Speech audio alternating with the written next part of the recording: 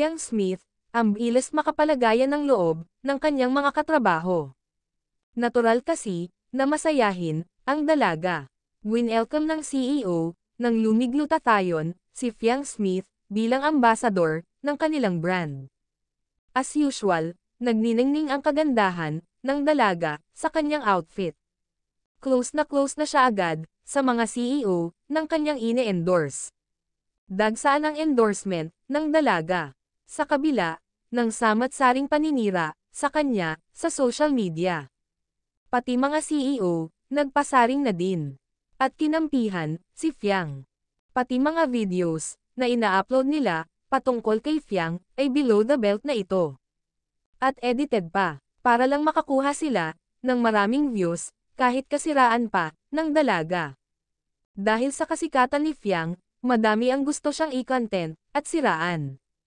Pero ayun nga, sa mga tagapagtanggol ni Fiang Smith, no one will put her down dahil mabuti siyang tao sa kanyang kapwa.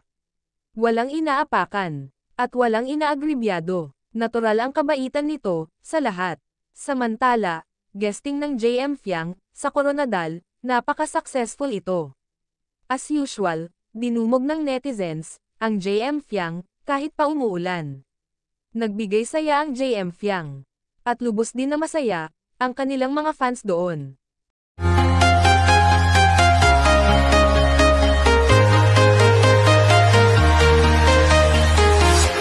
I'm walking alone, the streets are empty.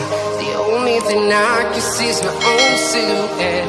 I'm getting stronger, step by step. The clock is ticking, but the